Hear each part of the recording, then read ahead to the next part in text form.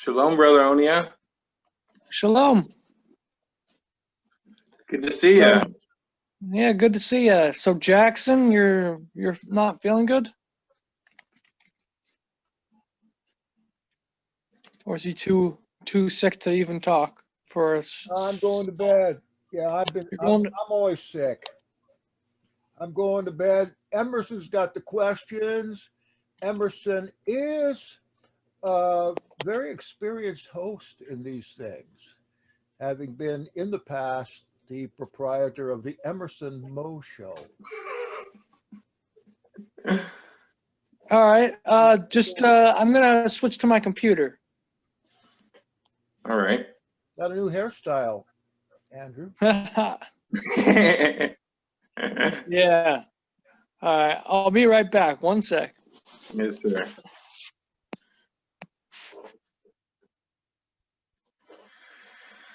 All right, so I got my questions up, got the camera set up.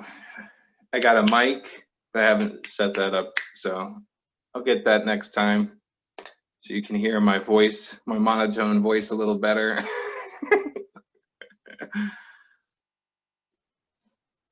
So let's see. Got Brother John, Sister Laura. Good to see you both. Yeah, I've been enjoying these Q&A, listening to the Q&As with Brother Jackson and Brother Onieu.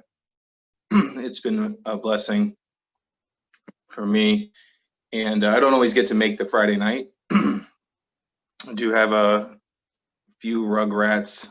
I got 3 boys that keep me quite busy, and I work a bunch of hours, but I'm glad things could work out so we could be here tonight. Yeah, and then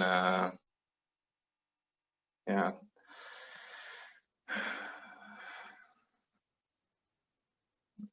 Yeah, I'm excited. Tomorrow I'm going to be helping with the liturgy, so I think that'll be cool.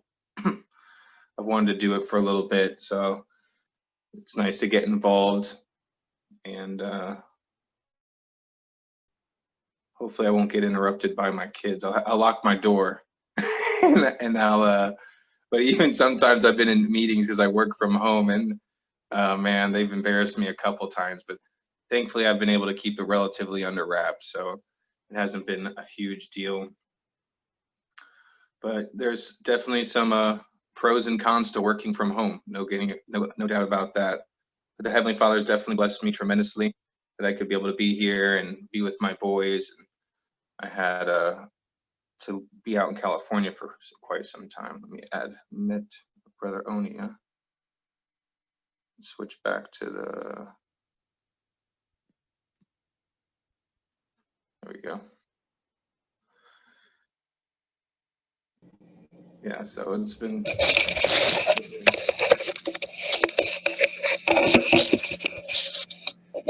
Shalom, brother.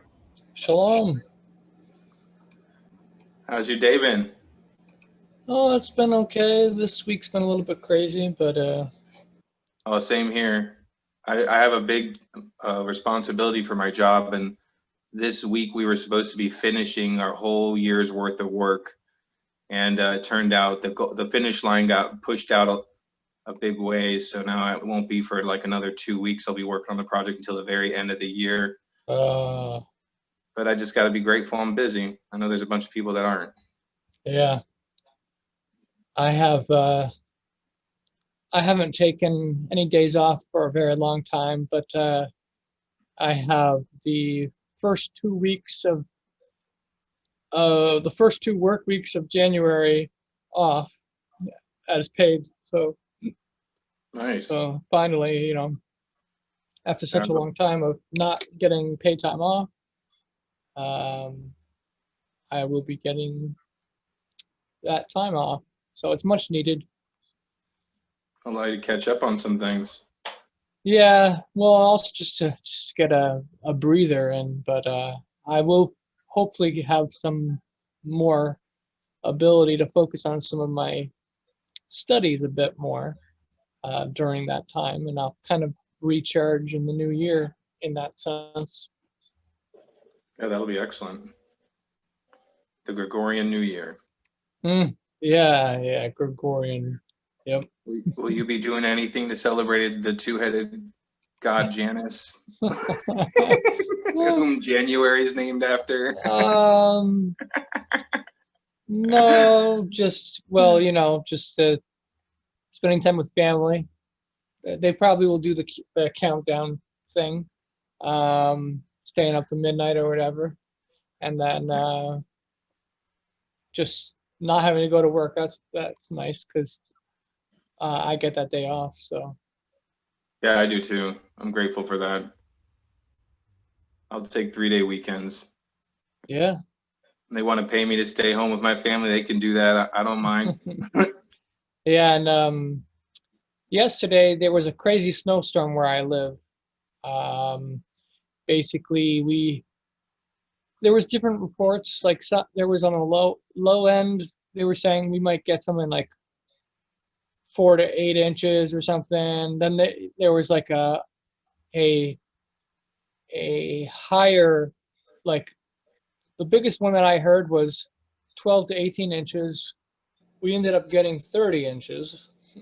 What? So yeah, 30 inches of snow. yeah. So wow. it was crazy. Like pretty much almost no one could go to work anywhere. I actually tried to go to work, but then my managers said they said basically don't come in. It's not not worth it, and no one else was coming in, so don't even bother to show up. So I was already halfway in, so I was like, oh man.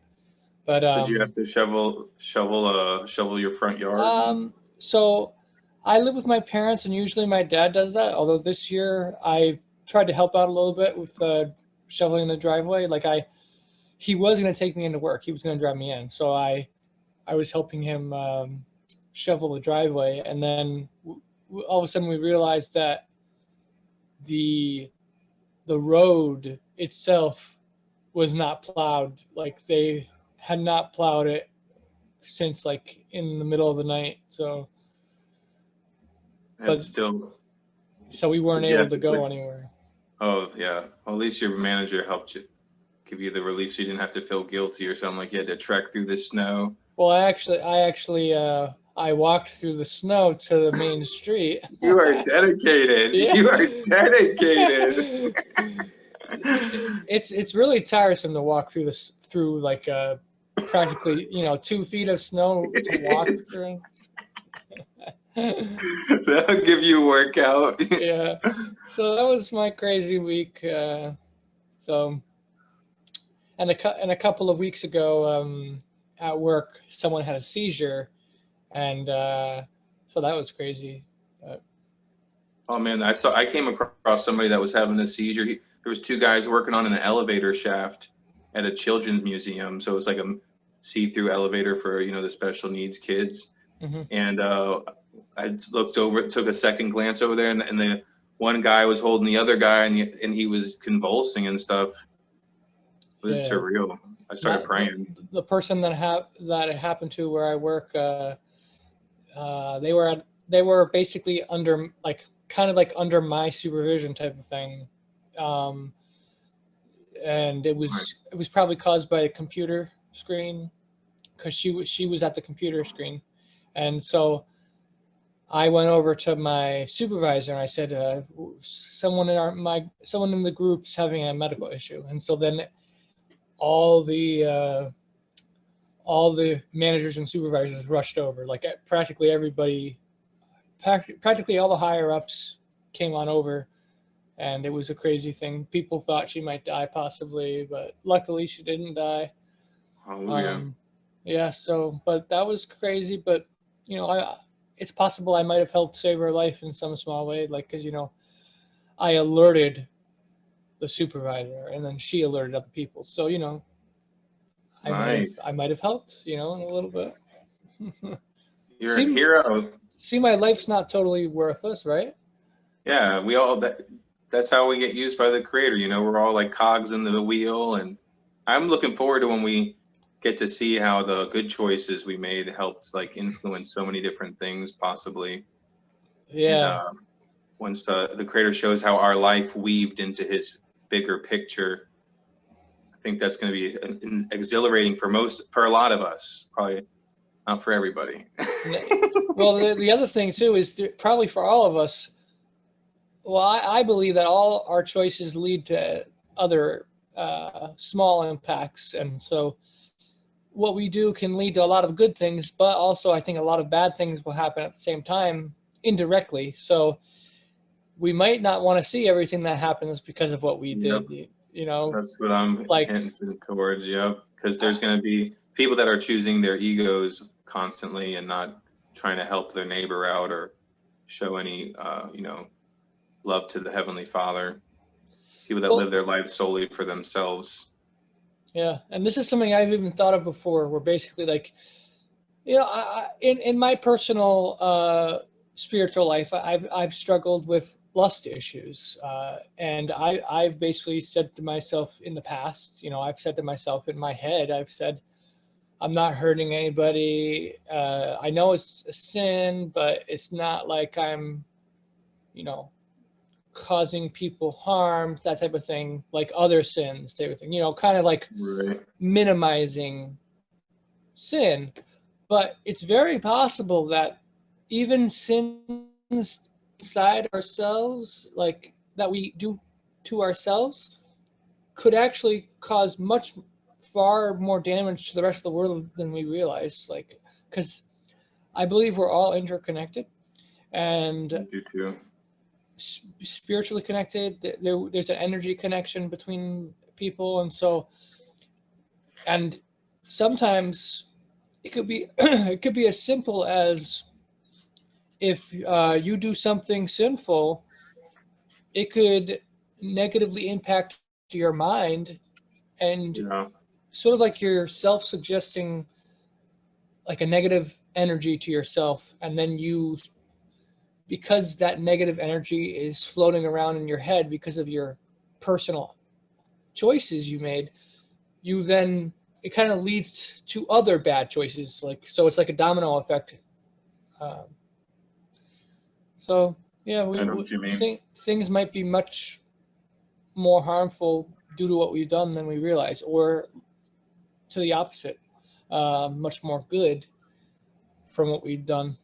But anyways, that's all. It's a big responsibility to be the image of Elohim, more than I think people know. Yep. All right, let's get started, I guess. You want to get to some questions? I have quite a bit here that he sent me, it looks like. We also can oh yeah, ask if anyone else had a question. We can have people here ask question. Did John Ritter decide to leave? Seems like he dropped out. I think he has connection issues. You said that last time about him. So you're not able to add people in, is that the case, or you can add? I am. He made me co-host, so I can add people in. Because it also looks like you're in. It looks like you're listed twice in my list. You're correct. So you're special, I just have my phone and my computer going. Oh, okay. My computer isn't as sophisticated as my phone, apparently. Oh. As oddly as that is. So we could also, we could do the lots of questions. We could do, what people here want to ask, but we could also just kind of do our, whatever comes to mind, whatever we want to say. And so we'll just take it as it goes. So why don't you start with some questions?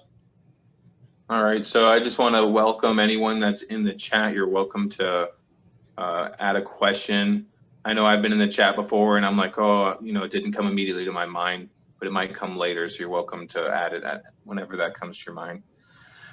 So, but it looks like there were a list of questions that were submitted to Brother Jackson, and people are curious, and I can't blame them. It's a wonderful thing. And the scriptures have a lot of depth to them, and the history too. So the first one on the list is an interesting one, is I think it has to do with predestination. So it's kind of tricky, and it says, because it's about Judas. Why was Judas Iscariot predetermined as the traitor apostle? Why was Judas Iscariot predetermined as the traitor apostle? So, because Jackson's not here, you're going to take his place, I think. Do you want to share your? I pale in comparison to your knowledge and Brother Jackson's knowledge. But What do I they know, say? Knowledge comes from the mouth of babes, or something. What was it? Oh, that's right. So for I wrestle with this one too, because part of me, it's along the same question as this. Is like, it's like, why did the creator need the devil? Like, why did he make the devil? Like, if he knew that something bad was going to happen with this being, why make that being? Especially if, if you're the Almighty and all-knowing. So it's like, a part of me is like, okay, I guess, does our creator, is this for his amusement? Like, is it like, to create that balance that it seems like everyone, we see everywhere in nature and everywhere in the world, but is that balance necessary? Well, Gnostics struggled with this very issue as well. They came to a very different conclusion about it, but they had the same struggle of why would a God supposedly good predestine evil things happening, type of thing. So are you kind of on the fence about it, or do you lean towards a position? Well, I could tell you, maybe, I have no idea really, to be honest, but I can speculate. And I think, I just think, like we were speaking about earlier, about how our choices affect people. Perhaps in Judas's case, he thought like he's the Messiah. He's going to get himself out of the situation. Meanwhile, I'm going to make myself some silver on the side, or, I don't know his heart. Like, was he really trying to did he know what the Sanhedrin were going to do with them, with him? He was so remorseful, supposedly, right? He took his own life, didn't he? Yeah. So it's like, he obviously, he wasn't, he wasn't proud of what he did. He wasn't, heralding that from everywhere and and denying the Messiah. He wasn't, setting up a campaign to slander the Messiah's name afterwards. So it could be that he didn't really know what he was doing. It could be that he was manipulated into getting it. Maybe they knew there's other unforeseen things that maybe weren't recorded. Maybe there was added pressures that were putting on him. I just know that it would stink to be known in history as the guy that betrayed the Messiah with a kiss. Right. That's a terrible way to have your name go down. Well, Melissa says here, someone recently suggested it was because Judas was greedy for money, but I don't see why that wouldn't really explain why he was chosen. The main issue is, why would he be chosen if it was known ahead of time that he was going to betray him? So my thoughts on this are, it's a little bit complicated, but basically, first of all, I believe the Father is the one who knows all things and has the predestination of everything. I believe the Father has predestined literally everything. The Son, on the other hand, I believe that the Son, the S-O-N, does not have all knowledge of everything that's going to happen. He's told by the Father certain things that he needs to know, but he's not told everything. So, the Messiah himself in the New Testament, it tells us a few things. First, it tells us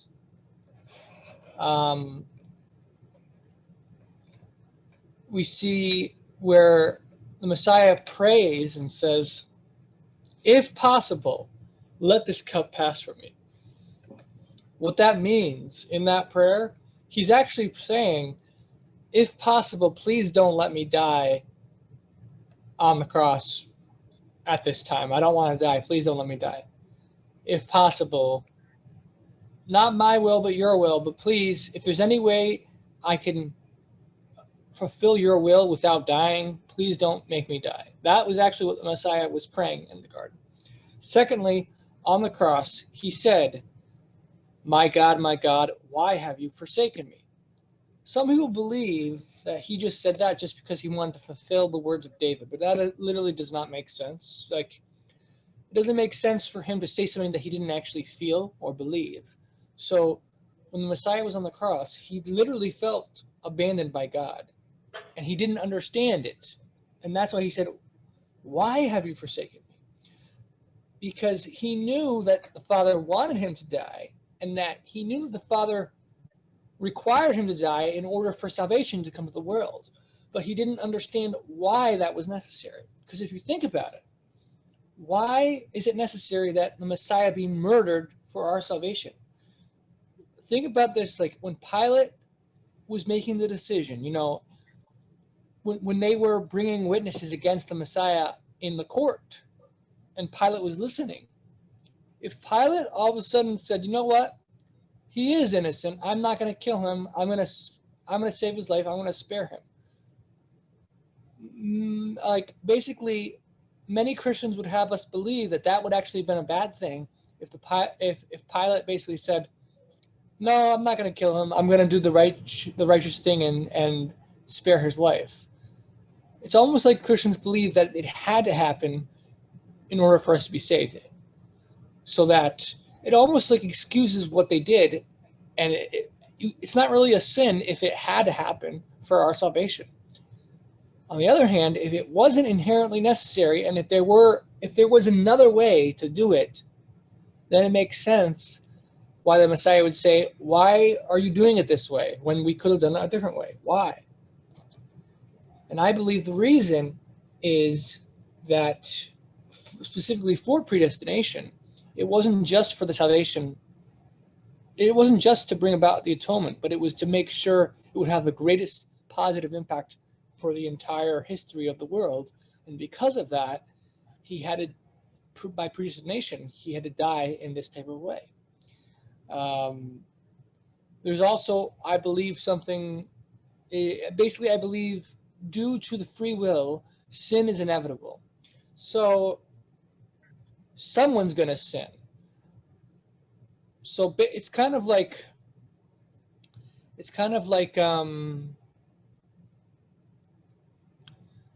let's say you have a few options available to you, three options available, and each option results in an event that you can't really control. You can't control what's behind those cards. Whatever's behind those cards, it's due to free will of those cards, okay? But there's three cards. I'm simplifying it because for the Father, there's an infinite number of cards. But we'll limit it to three here. So you have the one card that's the one card is if Onieu becomes saved, then half the world will go to hell, or whatever. Card number two is if Onieu doesn't become saved, then 2/3 of the world will be saved. If he's not saved, 2/3 of the world will be saved. And the third option is, I don't know, let's change it to 2 options instead of 3 options. So to keep it simple.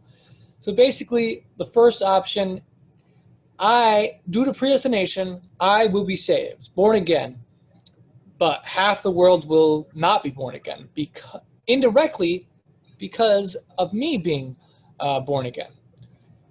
Whereas if he predestines me to not be born again, then through indirect influence of free will, 2/3 of the world will be born again. So what's he going to do? Is he going to predestine me to be born again or not to be born again? He's going to predestine me to not be born again, because my not being born again will lead to far more people being saved by free will, indirect reactions. So to explain how this could happen, imagine like with Hitler, for example. Hitler did horrible atrocities, right? But because of what Hitler did, basically the modern state of Israel exists. Through the Holocaust, Israel exists, modern time today, and the restoration can happen. So if the Holocaust had not happened, then the restoration may not have happened. So the idea is that sin is inevitable and bad things are going to happen regardless. If the Holocaust didn't happen, there may have been, if the Father did not predestine the Holocaust to happen through Hitler, it may have happened through 20 other Hitlers. So the Father, seeing the different possibilities, he said, what's better? What's better to do? Predestine 100 Holocausts or just one Holocaust? Well, it makes more sense to predestine just one so fewer people are harmed from it. And through that harm, many people can come to be born again and be led to the faith indirectly. So that is how I believe predestination works for everything.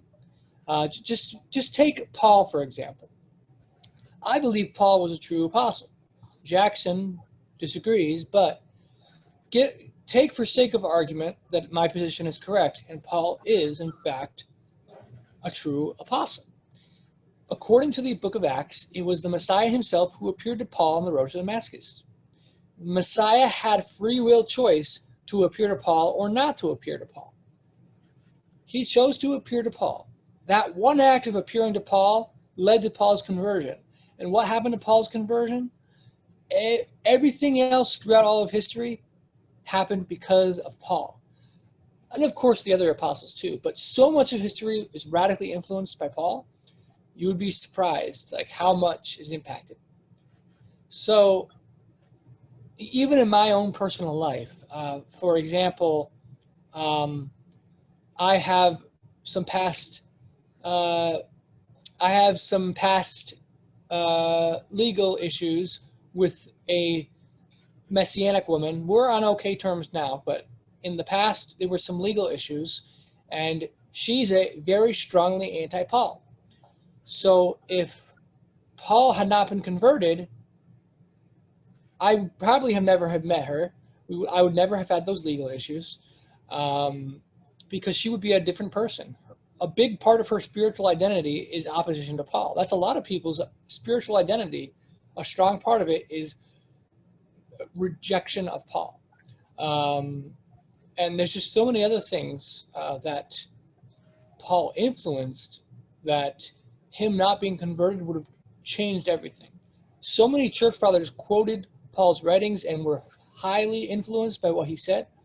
A lot of people justify not keeping the law of Moses due to Paul. That could be considered a negative impact of Paul. So really, if you think about it, there's just the one. If the Father was just like, you know what, I'm just gonna predestine Paul to become born again. That one act has predestined the entirety of history after that time, even if it's not actively predestining everything, because it's indirectly linked to it. It's like, how many kids do you have, Emerson?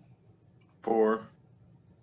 You having those 4 kids, like, it doesn't seem like it's that big a deal, but those 4 kids will probably, most likely, they will marry someone someday. And if they didn't exist, or, if they weren't your kids, you didn't have those kids, then the people that they would have married will now marry someone else. So that means your grandkids don't exist, and the other people that was going to marry them, they are now going to have different grandkids, or they're going to have different kids. So entire lineages are completely changed, and that has a huge cascading effect on history.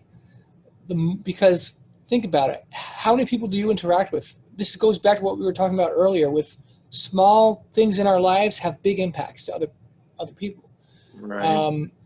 So we just don't really fully understand how just one little difference will change everything in history, in my belief.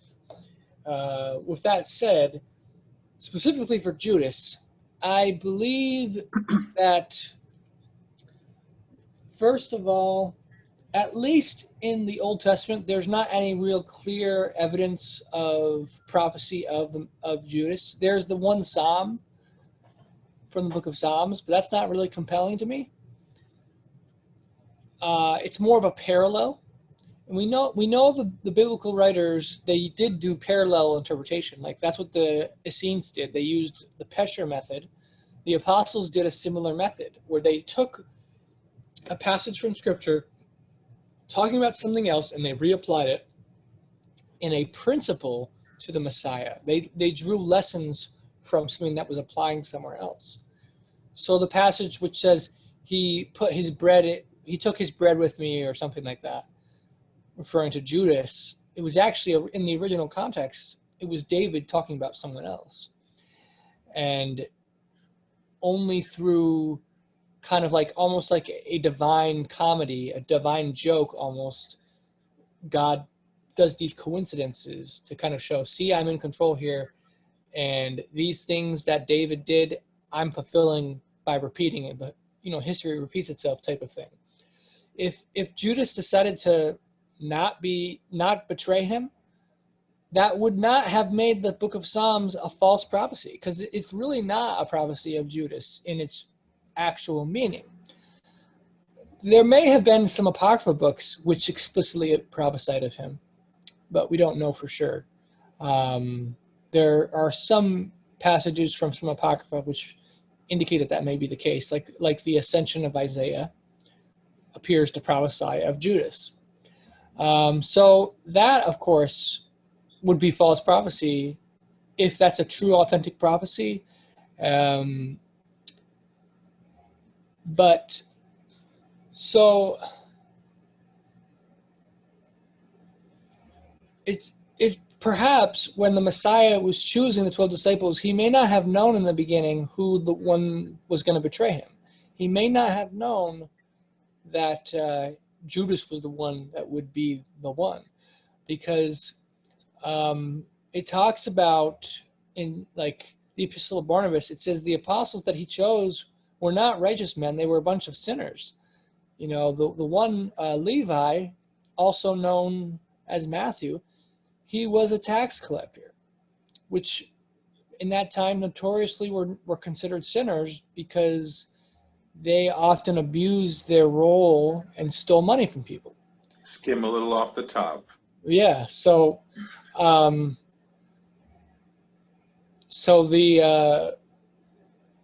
it may be very well the case that he did not really know necessarily at the time who was going to be the one who was going to betray him. He even said to Peter, shortly before he was put to death, he said to Peter, "Get behind me, Satan," type of thing. So that's pretty harsh thing to say to one of his 12 apostles. And then there were times where he said to his apostles, he said, "Are you guys going to leave me too?" And then Peter says, "Where would we go? You have the words of truth. Where would we go?" We know the Messiah did not know all things. There are many passages which tell us this. So, but near the end of his ministry, it appears to be the case that the Father did in fact reveal to him that Judas was going to be the one who would betray him. Although a interesting spin on it could be, how he said, the one who dips his bread in with me is the one that's going to betray me. I'm not saying this is the case, but it's just fun to speculate here. What if the Messiah didn't know who was going to betray him until he saw him dip his bread in? So that could have been a sign for the Messiah himself when he said, "The one who dips the bread will betray me." I just thought of that on the spot. I'm not saying that's true, but It's a good possibility. That's interesting. I know there's some though that think he was all-knowing though all the time. nah, that can't be according to the New Testament.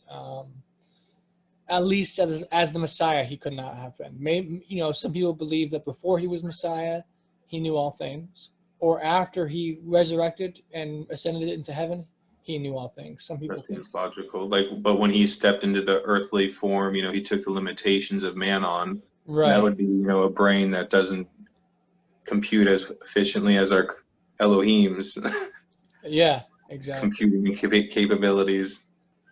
Yep. So, and it also says that Judas actually had the Holy Spirit. He actually did miracles in the Messiah's name. He healed people. Wow. This is talked about in the Gospels, where he sends the 12 out, and he tells them, "Do not bring this with you, just bring this." Yeah. And he sends them out. And he says, when you go into a city and they receive you, if they don't receive you, then wipe the dust off your feet and go to the next place or whatever. Judas was included in that description. There is a Apocrypha document which is a little bit controversial and is not 100% authentic necessarily. Like, in other words, it's not 100% confident that it's authentic, but I believe it could be authentic in an original form, and that's the Gospel of Judas, which is found in Nag Hammadi. In its current form, it appears to be Gnostic in certain passages. But the problem is the book is not perfectly complete. There's a few places where it's corrupted in the manuscript, fragmentary, so we don't know some of the partial details. But what we do know is the Gospel of Judas tells us that it tells us that homosexuality is a sin. It tells us that in order to be saved, you have to stop sinning. Things you would be surprised to see in a Gnostic document. And then there's also things like Judas is told ahead of time that he is going to be the one who betrays him. And then you see Judas has a vision, and he sees the apostles condemning him, and then he sees the apostles doing sacrifices in a way that is not pleasing to God. And so the traditional scholars interpret this as saying that the Gnostics wrote this to condemn the Orthodox Church. But we know for a fact that throughout history, the church became corrupt early on. So this could be an authentic prophecy to Judas, revealing to him that the church will become corrupt. The church under the church will be founded by the other apostles. But that church that the apostles make will itself become full of sin and corrupt. So this was a vision that was revealed to Judas, according to this Gospel of Judas document. So there's a bunch of different things like that. So I would say that Judas was chosen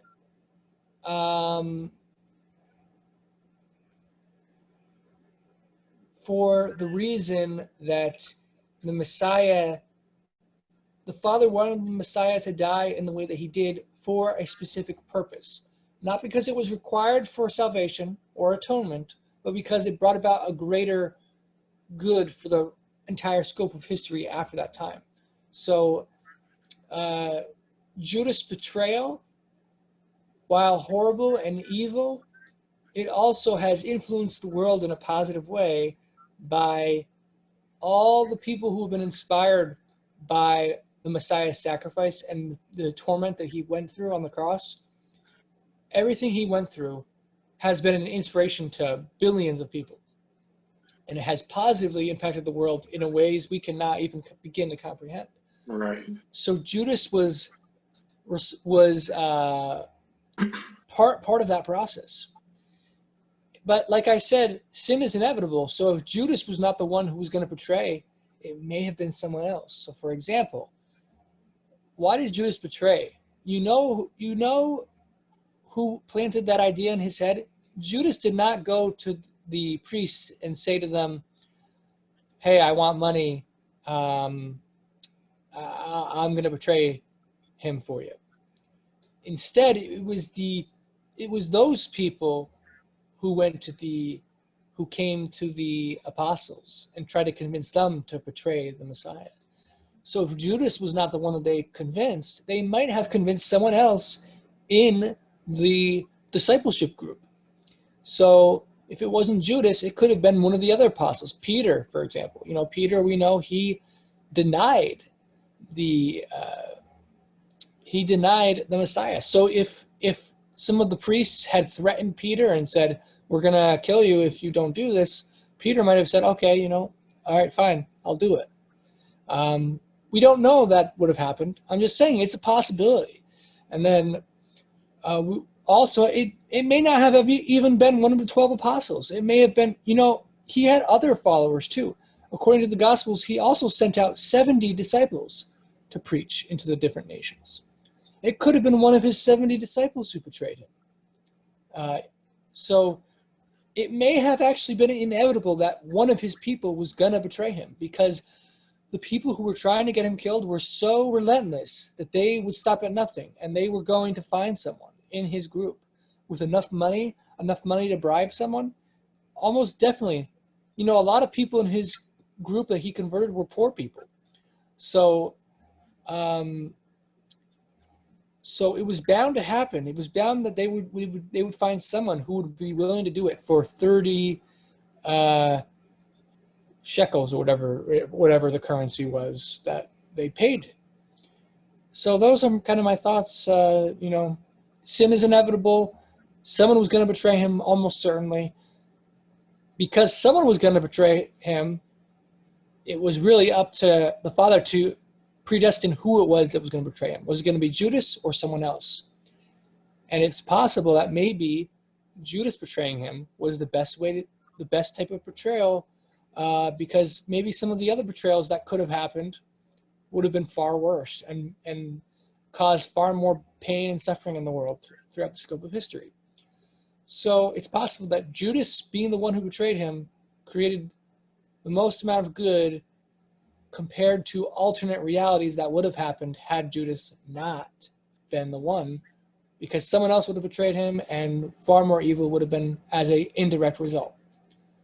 Again, it's speculation, but I believe speculation is not necessarily wrong if it's done in a way that is furthering the truth. It supports the truth. It gives you possibilities, and those possibilities are valid, and they explain why something most likely would happen, or why the Father would do something.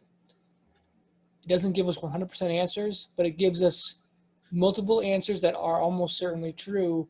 One of them has to be true, most likely. So, long answer to the question, but it's a very deep question. It is deep. So one of the things you had mentioned was about the Messiah having free will. And Sister Melissa was asking, how do we know Messiah had free will to come to Paul? That was one of the things you mentioned while you were talking. Well, there's a whole debate about what does free will mean. But if you have the ability to make choices, that is what I mean by free will. You can choose. If you can choose, then you have a will. It's called a will because you can choose, make choices. And the very act of being able to make choices is a will, which implies that you have the ability to make the choice between one option and the other, and you're not forced to do one or the other. So anyone who makes a choice has a will. So, and I'm simply calling it free will, but that's just no one really has free will because everything we do is influenced by other people. Jackson,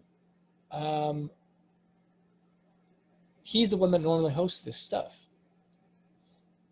So Emerson chose by his will to host this meeting. But if Jackson hadn't decided that he was sick, sorry, Jackson, if if Jackson hadn't decided that he was too sick to be able to host, then Emerson would not have approached Emerson to do what he normally does. So, so because of Jackson's choice, that led to Emerson doing his choice. So was he really free to host this?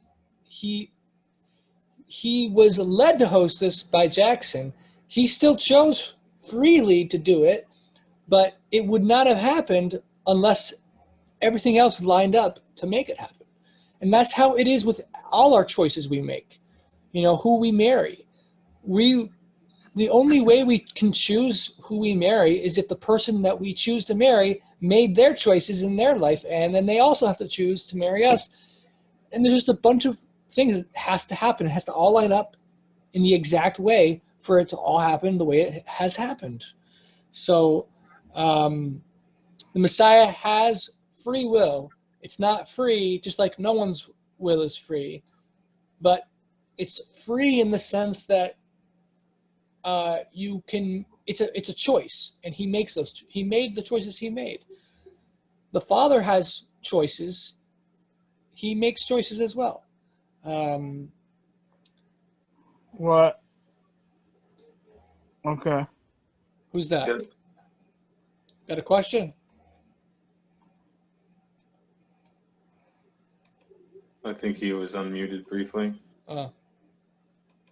Well, he said, okay, so his brother, forget his real name, but Tower Time. You don't think we each have free will? So I was, yeah. So did he just come on? Or did he came on while we were, you were talking when he came on. He's been on for minutes. Okay. A good chunk of the time, I'd say. Okay, well, basically what I was just saying is we have what we call free will, we have, but it's not as free as we think. So in other words, we do have free will, but like I said, it's not as free as we think. Kind of like this. If you're a slave, do you have free will? Yes, you do have free will, but it's limited because you're a slave and you're under oppression and you can't really do whatever you want to do. You're kind of forced to do. You have limited options due to your nature, due to other people around you. You can't do whatever you want, so your will is limited. In that sense, it's not free, but because you are a independent person, even though you're a slave, you do have some freedom to make your choices. You can run away from your master. You can refuse to obey. You may be punished. You could even be killed if you disobey. But these are choices you have available. So we have these choices, and yes, he set before us life and death to obey or disobey. That choice is available to us. We all have that choice. But do we have the choice to who we are born to? Some people believe we do, but there's not compelling evidence that that's the case. Some people believe that they have memories, that they have chosen to be born. But I believe currently that we don't choose who we're born to, and that is something we're forced into this world against our will. It's not, or not against our will, but it's not even our will that makes it happen. We don't choose our parents. We don't choose our siblings. Right. We don't choose where we're born, when we're born, the time, Yep. The period of time. And in many ways, well, so we choose our friends, but we don't choose who we can choose our friends from. We don't choose our pool of people we can make our friends from. I mean, I can go on Facebook right now and scroll through random people online and try to send them a message on Facebook and say, hey, be my friend. But someone had to create Facebook for that to happen, like all these things have to be created by someone else. And someone had to make a Facebook account. And all these different things have to happen So there's so much of our lives that pretty much everything in our life is dependent on other people and other choices other people make. So in that sense, it's kind of deceptive to say we have free will, but we do have free will in the technical sense that we can make choices, and we're not forced to make those choices. We have the ability to choose. Of the options available to us, we can choose whatever we want. But we're still predestined by everything we do. We are predestined, I believe. Seems like a paradox. Some people will say it's a paradox, but it's kind of like what I said. You know, Jackson in a sense predestined you to be the host today, but you still chose to do it. But he knew you so well that he knew you were gonna agree to it. So he said, "Come on, be the host today," and you said, "Okay." And and so he predestined you to do it, but your free will also chose to do it. So it works in harmony. It's kind of like imagine if the all-knowing Father decided to play a game of chess with you. He knows every move you're going to make. He knows whatever move he does, he knows how you will react and what move you'll do in response. So if he wants you to do a specific move, like let's say he wants you to move your rook to a certain spot.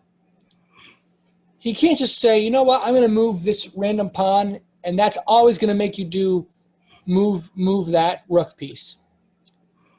Instead, he looks at all the pieces and says, which pieces do I have to move in order for him to freely choose to move his rook piece? Or I'm going to move these pieces so that he will choose to move his rook.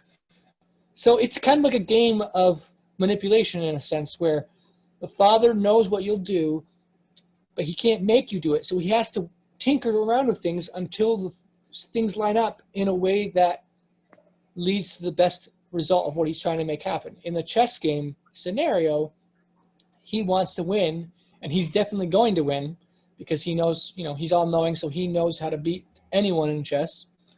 So, but he can't make you do whatever move he wants you to do independent of what he does. So he has to move the exact piece necessary for you to freely choose to respond in the way he wanted you to respond. And that's an analogy because it applies in a much grander scope to everything in life, where if he wants you to do a certain thing, he may have to do other things first to be predestined. For example, if he wants you to become born again, maybe your mom has to die in a car accident because maybe you're so arrogant and so full of yourself and your sins that you just would never let your guard down because you're so cocky. I'm not talking about anyone here specifically, but then if the one you love so much, your mom, is taken away, then you may through that be broken down and come to realize how bad you are, and you come to repentance through a tragedy.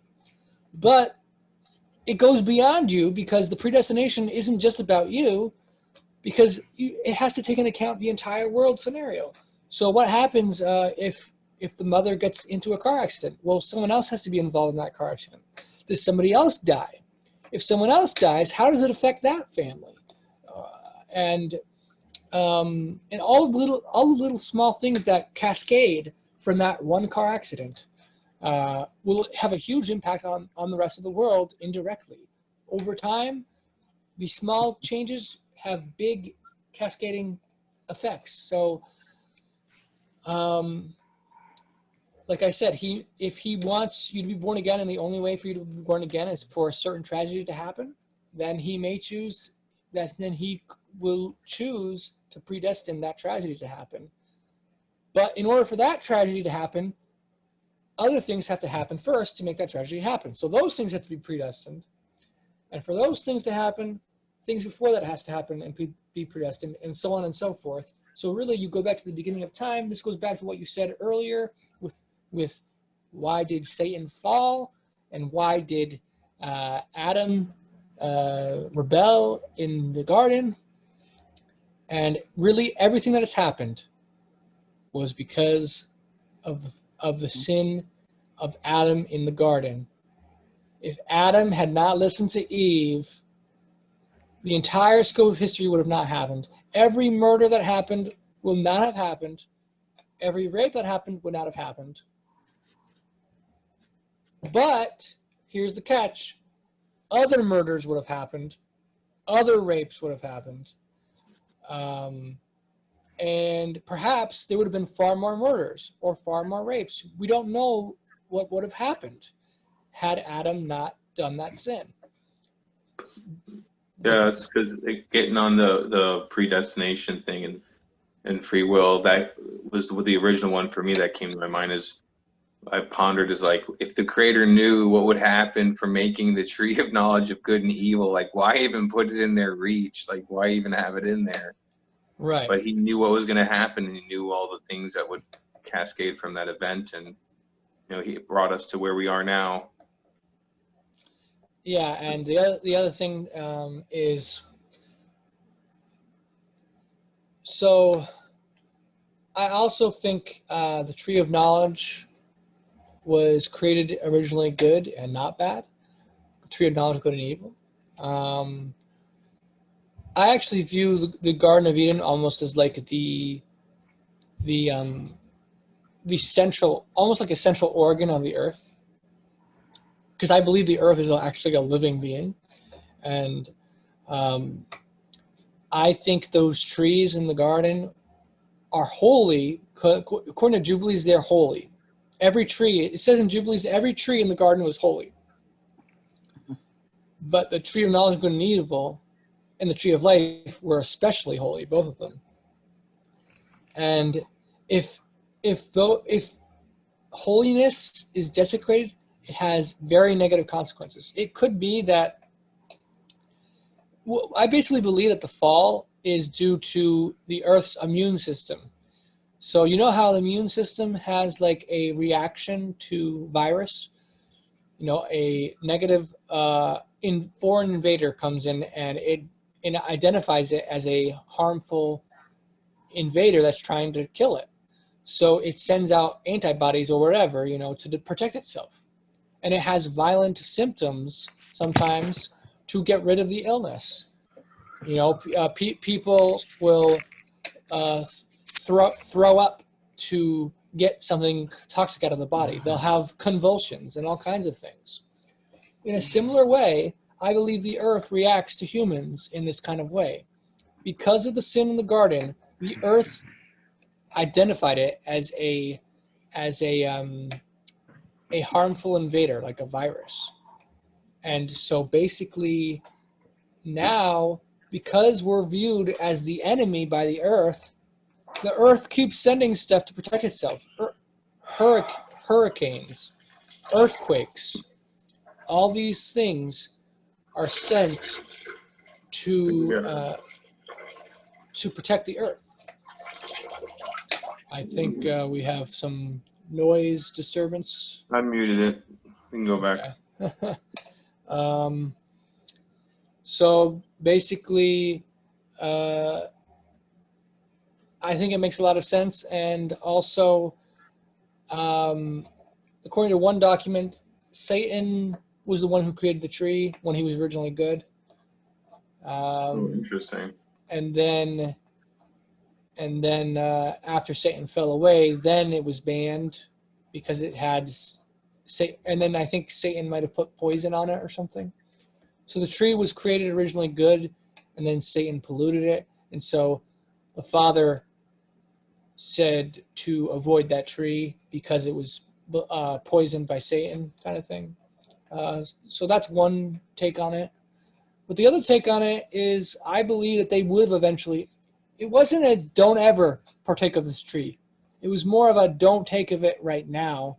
Even though he didn't say right now, I don't think the Father necessarily, or I think it was actually the Son talking to Adam. I don't think Adam was told that he was eventually going to partake of it, but I think that was the plan. I think eventually, there's even an apocryphal book that the Apocalypse of Peter in the Arabic version that actually claims that it has the Messiah saying that he would have given Adam the tree of knowledge of good and evil at a later time. So the question of why was it created, I believe the tree of knowledge of good and evil may have been one of the central organs, like a vital organ of the earth. And so if the tree of knowledge of good and evil wasn't created, then the earth wouldn't be able to live, perhaps. That's my theory. And it could be regarded as speculation, but I think it's a very plausible theory.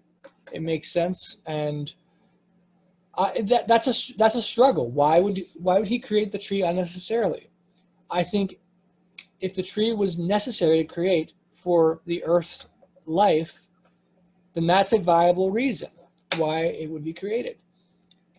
If it was originally created good, and the scriptures say it was originally good, then I think that gives us an explanation. And some documents say the tree of knowledge of good and evil is the grapevine.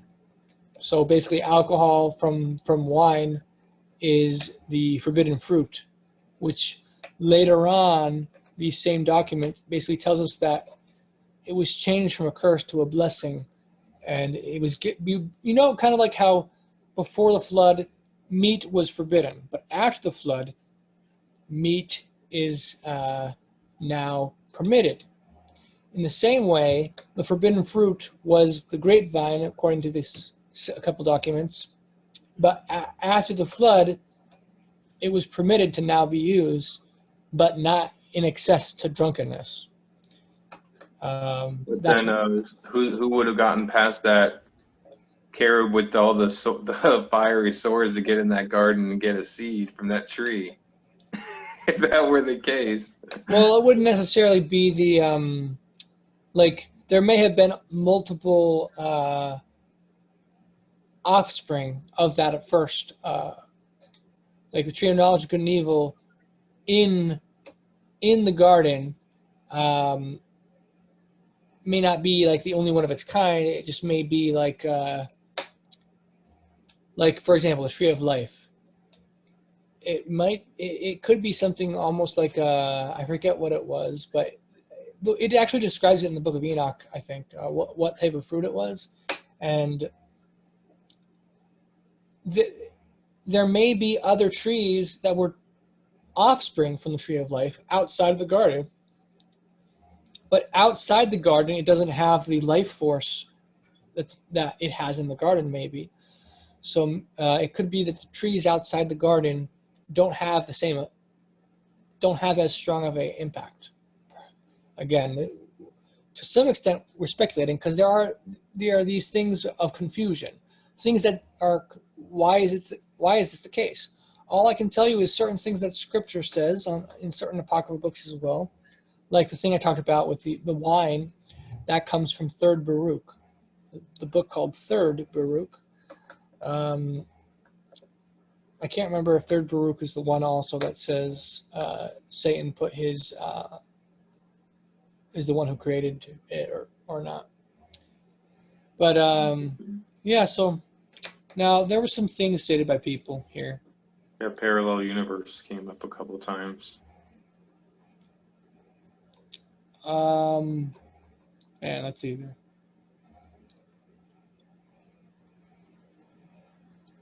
Laura's just saying, Laura is one of the people. The reason I mentioned it earlier is because Laura has talked about this before. She's one of the people who believes that she chose to be born into this life. And I actually know a few people who believe that. I have a friend named Ty. He lives in Virginia, Ty Wiggle, or Weigel. And he believes due to a memory, or what he believes is a memory of him before he was born, he believes he was he chose to be born into this life. So So let me see here.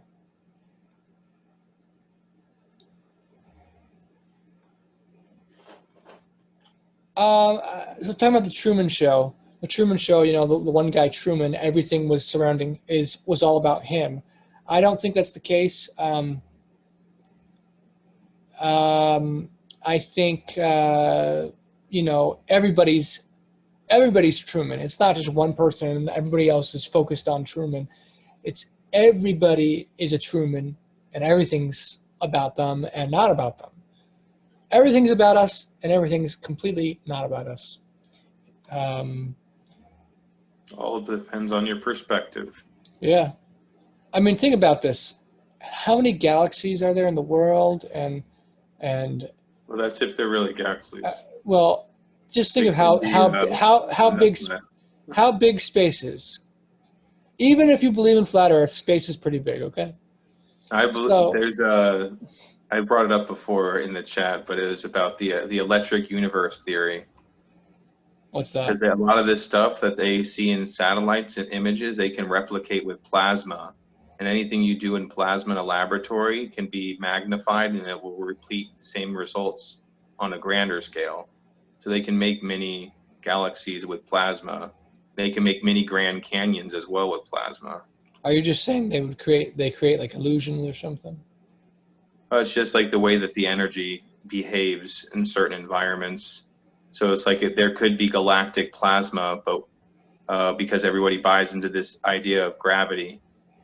But there's the contemporary of Einstein was Tesla, and Tesla was a big proponent of the electric universe, and there's a bunch of other doctors and stuff that are into it, and I think that their explanations are pretty good.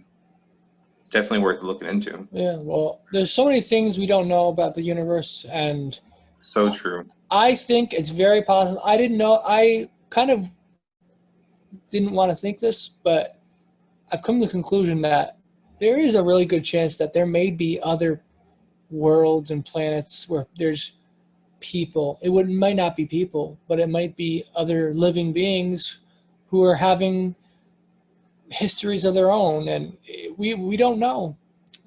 Something else I've been thinking about recently is I believe animals are spiritual beings, fully capable of sin, just like us. One of the things I struggle with is the very short lifespan of insects. Some insects have a very short lifespan. Now, some believe that some insects have less than a day lifespan. That's not true. Those ones that supposedly have a less than 1 day lifespan, they actually have a longer lifespan. The scientists are just they're only counting the adult form. What they call the adult form has only a 24-hour period or less. But all their forms, like their baby forms as well, their earlier forms, taken all together, it's more than 24 hours. That's a good point. But that's something I struggle with, because if they have the ability to choose right and wrong and be righteous or unrighteous, if they're living only a year, it just seems such a short amount of time to live your life and make choices and be able to choose righteousness or not. And not only that, but the sheer number of creatures that exist, like they claim that there's like trillions. I don't know how true this is. How do they know, kind of thing. But they claim that there's trillions of like ants and stuff like that in the world. And if that's the case, like according to my belief, they all have spirits. So, but they die like every year or something, or every couple of years. They all die, and new ants are being born all the time. So it's like, do they all have spirits? And then if they do, like, how many spirits will ever exist? Is there a limit to spirits? And then there's some people who believe that all spirits come from just one spirit. Like first there was Adam, and then all humans born after that are simply the same spirit with a different genetic expression. I don't know if that's true, but that could explain it, but it wouldn't explain when this is going to end. When is it going to end? I believe once all the spirits that are supposed to be born are born, then it'll end. But the question is, what is that number, and why is it that number? All this pain and suffering, it didn't have to happen necessarily, so why did it happen? Is there an end result to all this? I believe, like I said, I believe that once every spirit that's able to be born is born, then the end will come. But when do we reach that number? It's so mind-boggling, and it's really hard to struggle with, because like I said, for animals or insects that have a short lifespan, how can they effectively choose righteousness or not? And then in eternal life, in the day of judgment and resurrection day, I believe mosquitoes are going to be resurrected. And I'm trying to wrap my brain around, how is this possible? How does this make sense? How can mosquitoes be in eternal life? What's their purpose? Maybe they're supposed to be blood sucking the unbelievers or something for eternity. I don't know. But I definitely don't want to have. I'm not a fan of mosquitoes. I'm in Florida, and they're terrible. They're for the unbelievers for eternity, maybe. I've often considered them possibly like a genetic engineered thing from the Nephilim. Maybe that's why there's. I wouldn't say genetic engineered, but it could be genetic corruption due to that, due to what they did. Okay, but then Melissa says, how do we know what we are predestined to do? We don't know. The ability for it to be predestined requires us to not know ahead of time. If we knew ahead of time, then it would make it almost impossible for what we're supposed to do to be done. It's almost like have you ever tried to like talk, and then like a bunch of people are staring at you, and it makes you like self-conscious, and you're like, what am I doing? Or like, let's say you're at your job, okay? You're at your job. I don't know if you can relate to this, Emerson, and anybody else here. But if you're at your job and like you're by yourself, unsupervised, or like maybe supervised but not like actively being watched, you can kind of like, freely do your job, and you do it well. But if someone's literally standing right next to you and watching you to make sure you do everything right, that's a lot of pressure, and it actually makes me do worse. Right. When they're constantly staring at you, it makes me very uncomfortable. So the idea is, if we have a knowledge of, oh yeah, in about 5 minutes, someone's going to pull up and point their gun at me, and they're going to try to kill me, and then I have to wrestle them to the ground and take their gun away. Thinking about that, anticipating it, would make me so nervous I might mess it up when it happens, because I know it's going to happen ahead of time. But maybe by not knowing it, that is necessary for me to be able to do what I'm supposed to do. Because we act on instinct, we act on like kind of like what happens in the moment type of thing. So really, predestination works by us not knowing the future. If we know the future, it makes predestination more complicated and almost impossible in many ways. Let's see, because like, for example, if it's like, yeah, so I'm predestined to end the Zoom call right now. No, I'm not going to. Well, then if I just chose not to end the call, then I wasn't predestined to do it in the first place. So if you can undo predestination, then it's not predestination. And you have the ability to undo it if you know it in advance. So because of that, it makes it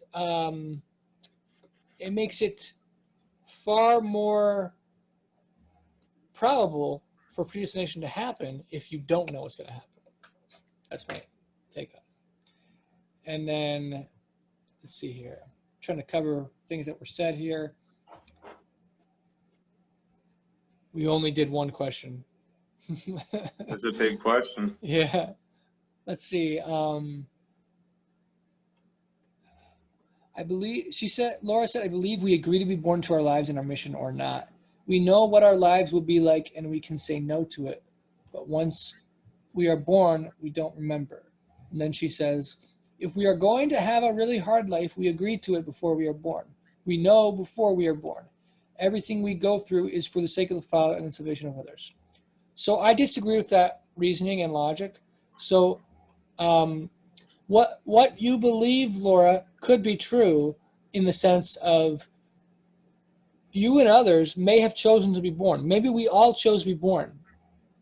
But that does not mean that it's morally necessary that that has to be the case. So the argument you're using to suggest why it has to be the case is that if we're going to be born into a really hard life, it has to be something we've chosen.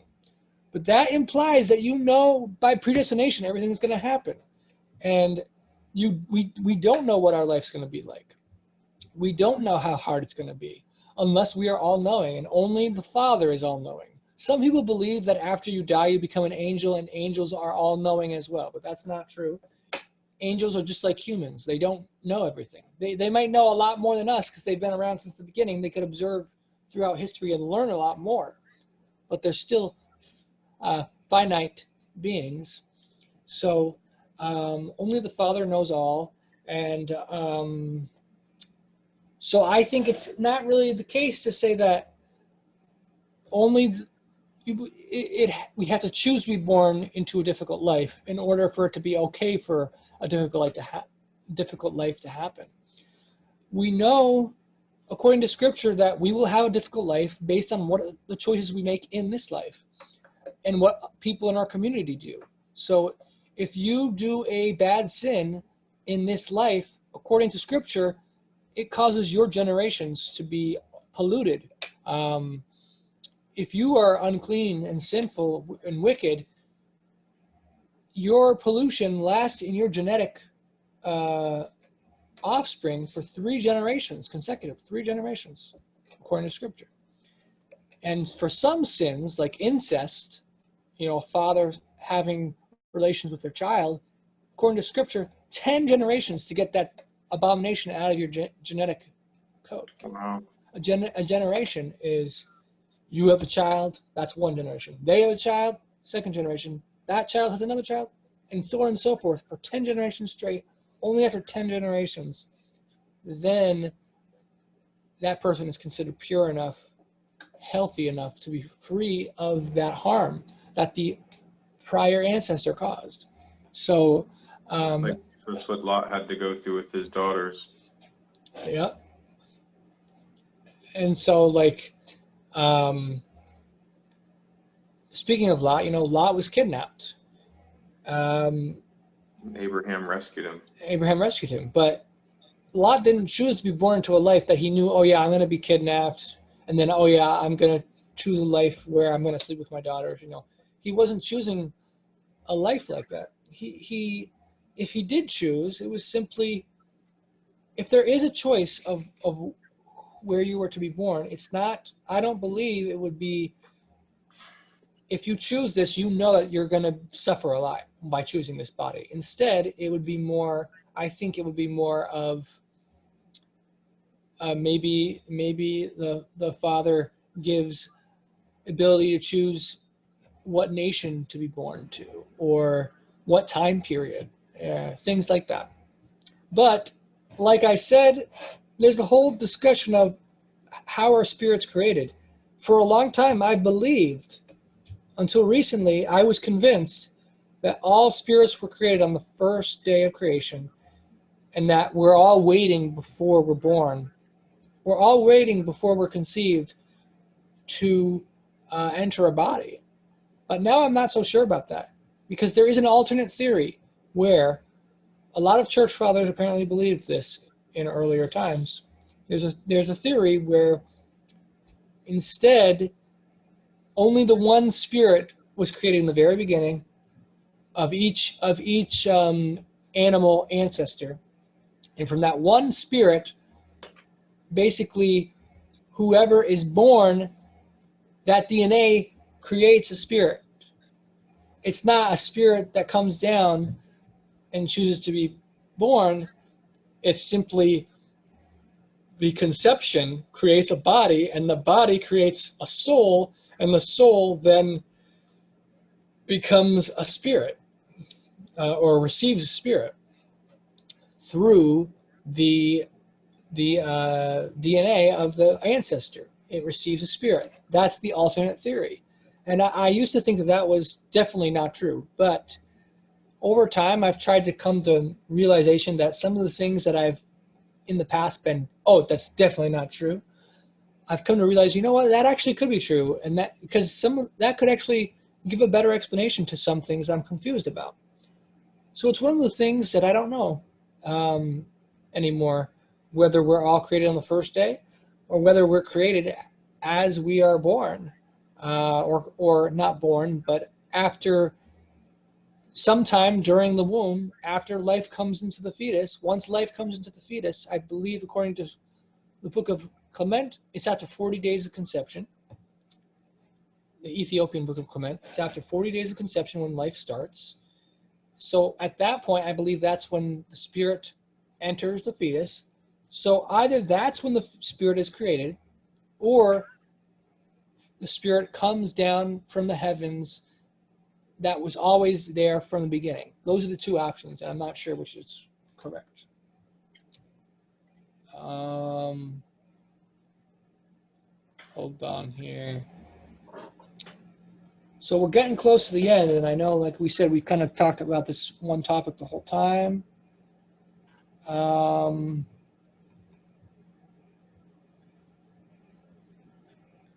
Let's see. Laura was just saying stuff that she agrees with animals having the spiritual nature.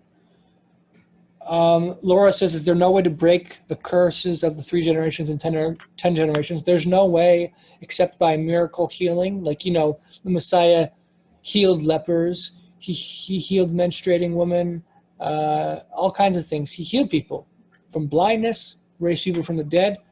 So yes, it is possible to break through miraculous intervention the 10 generations or the 3 generations, but there's no indication that God has done that or that he will do that. But he has the power to do it, and he may have done it in unknown times that we have no record of. But like I said, You've heard of epigenetics, right? Yeah.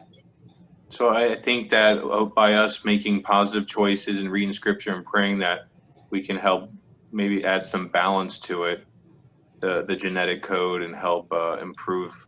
But if you choose to ignore it, or if you choose to obviously participate in it, then you're just going to compound it. If you participate, or if you ignore it, then then there's no remedy being made in your DNA or in your being. Yeah, but I don't think we have the ability to fully get rid of it. But we can definitely, like, our positive choices in life could significantly diminish its impact on us, I think. But then, what's Tower Time's name again? I forget. Steve, is it? He says, wasn't that just before Messiah? Wasn't that just before the Messiah? I think what he means is the generational curse stuff. I don't believe it's just before the Messiah. I believe that those laws are science laws, they're natural laws, and that they're not spiritual laws. They're actual natural laws, and that we still see it to this day that if you are corrupted, your DNA is going to be corrupted for several generations. It's the same scientific principle that's been since the beginning of time, I think. So if that, going off that logic, then technically you wouldn't want to like date the son or daughter of a murderer then, right? Like if someone's parents were atrocious, or they did something heinous, then wouldn't that be something to consider before you made union with that individual? They would have to, it would be more of an issue if it was before they were born or before they were conceived. So if they murdered someone and then they had a child, it's different than if they had a child first and then they commit the murder. Interesting. Kind of like with Lot's daughters. Let's say he probably didn't, but let's say he had 3 daughters. Let's say his first daughter did not sleep with him and had children, but his later two daughters did, and they had his children. The children from the two sisters, Moabites and Ammonites, those are the cursed line. That's the cursed line. But the line from his first daughter, which, like I said, didn't actually exist, I'm just making it up for the example, that first daughter was not polluted, and therefore her line is pure. Just because her father later did that sin doesn't pollute her line. But if he did that sin first, that may even let's say he slept with his daughters, and then he had a third daughter after that. Now she could be influenced by that negative sin, I think. But Scripture tells us that the normal requirement of uncleanness for it pretty much is only for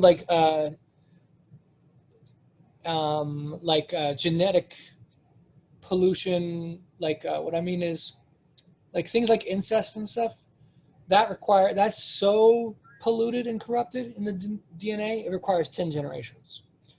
But everything else, all other sin, is 3 generations. So they're considered Gentiles, basically. And according to the Dead Sea Scrolls, and you could see this in Deuteronomy too, as well, and probably maybe Leviticus or Exodus, basically says that there's 3 generations. For 3 generations, he visits the sins of the iniquities to the children. For 3 generations, it says, and it says that if Gentiles want to become Israelites, they become proselytes, and for 3 generations, they cannot be considered fully Israel. But after 3 generations, the 4th generation is fully Israel. So that's for all other sins besides the incest type, which creates the severe corruption of the DNA. All right. So we're pretty much near the end. Let me see what else we have. Did you want to? I kind of talked a lot, Emerson, so you didn't have as much time to say stuff. Do you want to say something? I'm glad I got to help out. It's good. I'm glad to hear you talk. I enjoyed it. You still there, Jackson? What else were you going to say, Emerson? You were saying you enjoyed it. Yeah, I've enjoyed it, and I'm glad I could help out. And no, I enjoyed listening to you talk too. You're very thoughtful, and I think the people listening also enjoyed it. Oh, for Sister Melissa, Brother Jackson's not feeling well, so definitely but he said he's almost always not feeling well, so just keep him in your prayers. Like I said earlier, by his choice, he is not feeling well. No, what was I gonna say? Yeah, I think it was a good chat. There was something else I was gonna say, but can't remember. I appreciate you guys coming on. The only other things that we're talking about were parallel universes. I'll just say I believe in non-actual parallel universes. What that means is there are parallel universes in the mind of God that he can see, and he knows, he has full knowledge of those parallel universes, but they don't actually exist. They're only there as a side consideration. And then it's possible, probably not the case, but it's possible that prayers from parallel universe that doesn't exist could somehow have an impact. I don't know it's kind of complicated stuff, but I don't really think there really are parallel universes. I think it's just kind of like a model that he sees, kind of like a computer model, that a what if scenario. He sees all the what ifs, but those what ifs don't actually exist. The only what if that does exist is this if. And I don't really know much about string theory, so I can't really speak about that.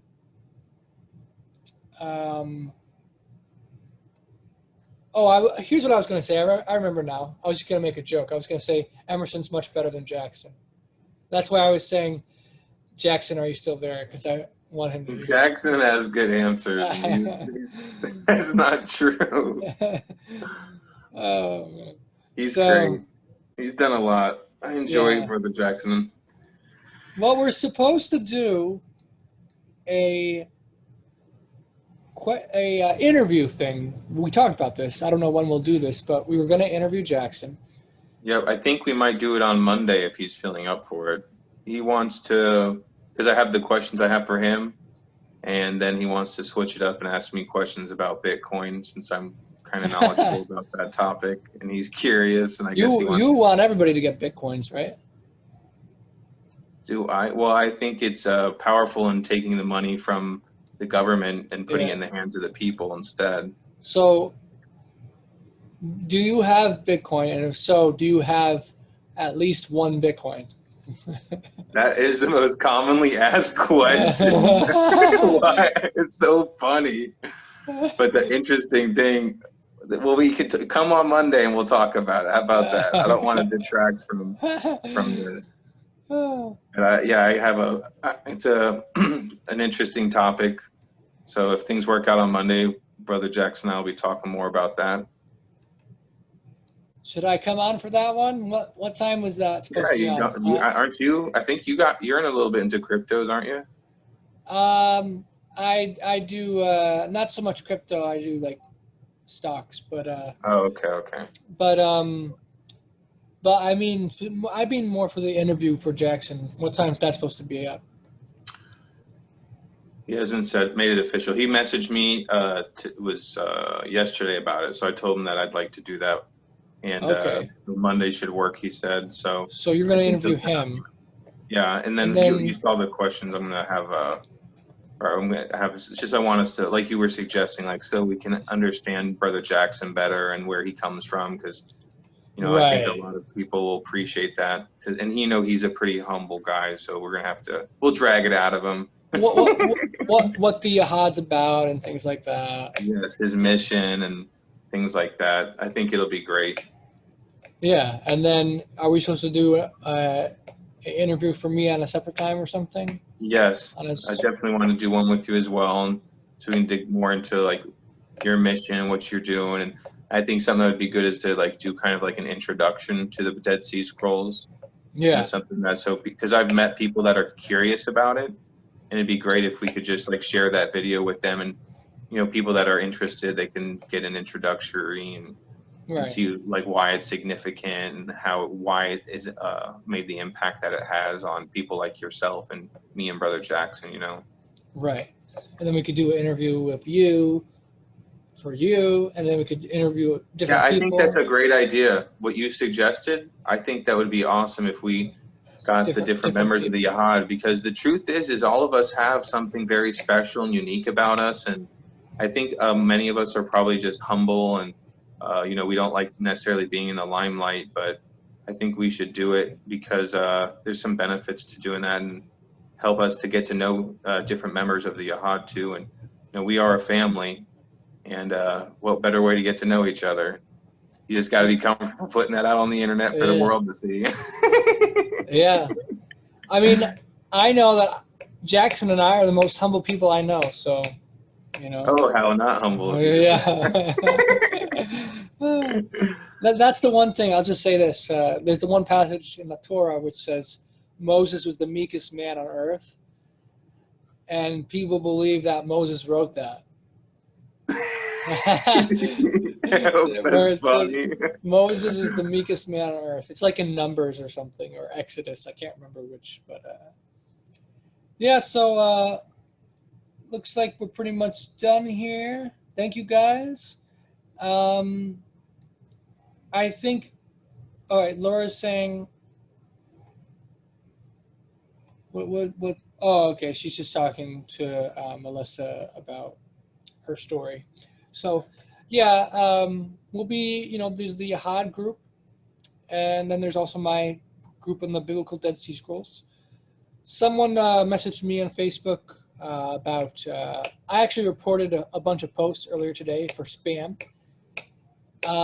In the Yahad group, there's a bunch of posts like from the one guy, and they're all in all caps. And I didn't report them all as spam. I the first few I was like, oh, okay, but then like it just one thing after the other. Like, you know, after a certain point, it becomes spam. Even if it's a valid post, you shouldn't post that many times in a row in a short amount of time. That is the definition of spam. Yeah. So Spamming the site with your words and Yep. pushing whatever story they want to push. One final thing, in anticipation for whenever we do the interview with me, you're going to be interviewing, you said? Yes, sir. That's what is likely going to happen. All right. Well, my Bible project is the person that I'm going to help me work on this is going to start probably in January, and we're going to go through the whole Old Testament. And Nice. as it's being done, I'm going to release like by book. So once each book is done, I'll release it, share it with you guys, and probably do a video study on it. But I wanted to let you guys know that, and stay tuned for updates on that. And I'll give you guys more information when I do that interview thing, whenever we decide to do it. That sounds great. Shalom, guys. Have a great weekend. Good Shabbat, and see you all soon. Thank you for joining us, Brother Onieu. And thank you, brothers and sisters, for tuning in. So hopefully we can catch you tomorrow. I'll be helping with the liturgy, and we're going to let Brother Jackson have a break. I think he's just going to bring the message, and we'll be able to share, participate more. And then, yeah, I don't know if he has anything going on Sunday night, but on Monday night, we're probably going to do that interview. So keep tuning in. We appreciate you all, and we also appreciate your comments and participation. Have a blessed day, a blessed evening. Yeah, bless. Shalom.